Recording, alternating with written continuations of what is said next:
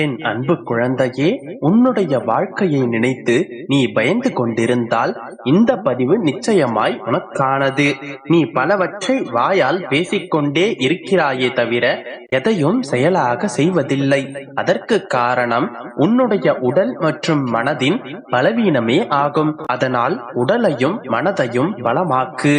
அவ்வாறு செய்தால் உன்னால் எதையும் சாதிக்க முடியும். நீ ஏதாவது ஒரு விஷயத்தை பற்றி நினைத்துக் கொண்டே இருக்கின்றாய். அதனால் வெற்றி காண முடியாது. மாறாக அதனை வெற்றி பெறுவதற்கு இப்போது இறங்கி முயற்சி செய். வெற்றி நிச்சயம். தோல்வியை கண்டு நீ கலங்கிக் கொண்டே இருப்பதால் உன்னுடைய வாழ்க்கையில் ஏதேனும் மாற்றம் நிகழுமா? இல்லை. தோல்வியை கண்டு கலங்காதே. மாறாக அதை தழுவி ஏற்றுக்கொள். அவை இயற்கையானவை. நீ அடைந்த தோல்விகள் உன்னுடைய வாழ்க்கையின் அழகான பகுதிகள் என்று புரிந்து கொள். போராட்டங்கள் இல்லை என்றால் உன்னுடைய வாழ்வில் அர்த்தம் இல்லாமல் போய்விடும். அதனால் முடியும் வரை போராடிக்கொண்டே இரு. உன்னால் முடியாது என்ற நிலை வரும்போது என்னுடைய கரங்கள் உன்னை காக்கும். நீ ஒருவேளை தீயவனாக இருக்கலாம், ஆனால் மனித தன்மையோடு இரு. ஏனென்றால் அது ஒரு நாள் உன்னை சரியான பாதையில் நிச்சயமாக கொண்டு செல்லும். நீ ஒருபோதும் உன்னுடைய வாழ்க்கையை நினைத்து பயப்படாதே. நீ பயப்படும் வரை முடங்கிக் கொண்டுதான் இருப்பாய். அச்சத்தை தைரியமாக எதிர்கொள். ஏனென்றால் அச்சமே உன்னுடைய வெற்றி பாதையின் முட்டுக்கட்டை. நீ முதலில் உன் மீது நம்பிக்கை கொள்ளாதிருந்தால் இந்த சமுதாயம் உன்னை எவ்வாறு நம்பும்? அதனால் நீ முதலில் உன் மீது நம்பிக்கை கொள்.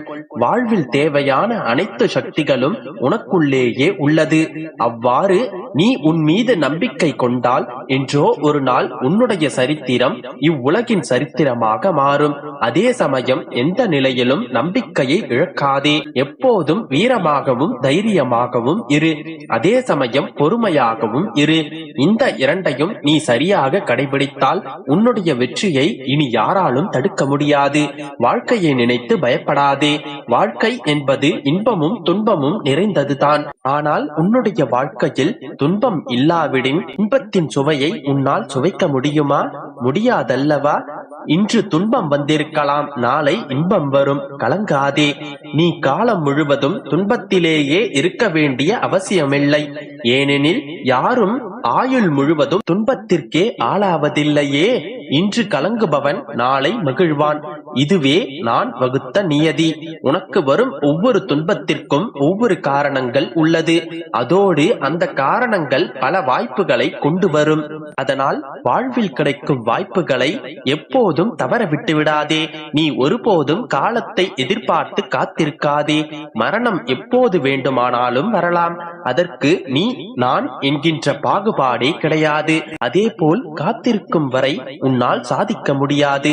அதனால் உன்னுடைய மனதில் உள்ள பயங்களையும் கவலைகளையும் விரட்டியடித்து இன்றே உன்னுடைய வெற்றிக்கான முதற்படியை எடுத்து வை. சோம்பல் உன்னுடைய உடலை மட்டுமல்ல, உன்னுடைய மனதையும் கெடுத்துவிடும். நீ சாதிக்க வேண்டும் என்று நினைத்தால் சோம்பலை ஒருபோதும் விரும்பாதே. இப்பொழுதே செயல்பட தொடங்கிவிடு. கவலைப்படாதே. இந்த சொந்த பந்தங்கள் எல்லாம் நிலையானதல்ல. ஏனென்றால் உன்னுடைய முன்னே புகழ்ந்து பின்னே இகழும். அதனால் உன்னுடைய கவலைகள் அனைத்தையும் என்னிடத்தில் விட்டுவிடு.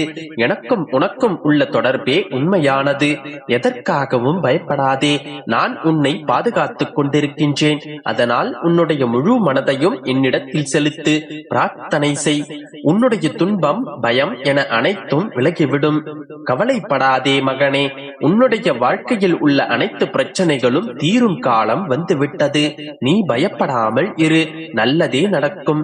என் அன்பு குழந்தையே, உன் வாழ்க்கை நீ நினைத்ததை போன்று மாறப்போகின்றது. இப்பொழுது நான் கூறும் சில விஷயங்களை மட்டும் நன்றாக புரிந்து கொள். உன் வாழ்க்கை சர்வ லட்சணமாக அழகாக மாறப்போகின்றது. நீ நினைத்தபடியே வாழவும் போகின்றாய். வாழ்க்கை எப்பொழுது அழகாக மாறுகின்றது என்பதை உனக்குள்ளேயே நீ கேட்டுப்பார். வாழ்க்கை என்பது என்ன? உயிரோடு இருப்பதா? மகிழ்ச்சியோடு இருப்பதா? பணம் புகழை தேடி தலை தெறித்து ஓடுவதா? அல்லது தோல்விகளிலிருந்து பாடங்களை கற்றுக்கொள்வதா? வெற்றிகளை பெற்றுக்கொள்வதா? இவைகளில் எது வாழ்க்கை என்று உறுதியாக கூறாவிட்டாலும் பிறந்த அனைவரும் வாழ்ந்தே ஆக வேண்டும் என்ற கட்டாயத்தில் உள்ளோம்.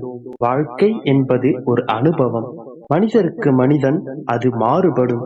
சுகமோ துக்கமோ அனுபவம் நம்மை பக்குவப்படுத்துகின்றது, காயப்படுத்துகின்றது, சிரிக்க வைக்கின்றது, அழ வைக்கின்றது. முடிவில் இதில் எது வாழ்க்கை என்று சிந்திக்கவும் வைக்கின்றது. இறைவனால் படைக்கப்பட்ட இவ்வுலகில் மற்ற ஜீவராசிகளுக்கு வாழ்க்கை என்பது என்ன என்று ஆராய சிந்திக்க எவ்வித வாய்ப்பும் இல்லை. விலங்குகள் தற்கொலை செய்து கொள்வதில்லை. காரணம், அவைகளுக்கு முடிவை பற்றிய பயமும் இல்லை, எதிர்காலத்தை பற்றிய கலக்கமும் இல்லை. அந்த வகையில் அறியாமை ஒரு வரம்தானே. தாம் அறிவாளி என்ற கர்வப்படும் மனிதனால் வாழ்க்கையில் ஜெயிக்க முடிவதில்லை. காரணம், அறிவு மட்டும் வாழ்க்கைக்கு போதாது. அதற்கு மேலும் கட்டாயம் ஒன்று தேவைப்படுகின்றது. அது என்னவென்று தெரியுமா? அதுதான் தன்னம்பிக்கை. மனபலம் உள்ள ஒருவனுக்கு மட்டுமே அது சாத்தியமாகும். மற்ற விலங்குகளிலிருந்து மனிதன் பலவிதமாக மாறுபடுகின்றான். சூழ்நிலைக்கேற்ப மனிதன் தன்னை மாற்றிக்கொள்வதிலும் தேவைகளை பூர்த்தி செய்து கொள்வதிலும் சிந்தித்து செயல்படும் வரத்தை மனிதன் பெற்றுள்ளான்.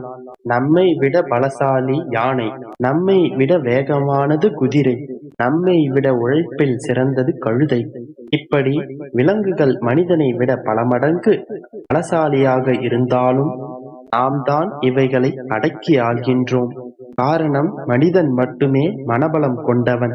நமக்கு ஏற்படும் பிரச்சனைகளும் அப்படித்தான்.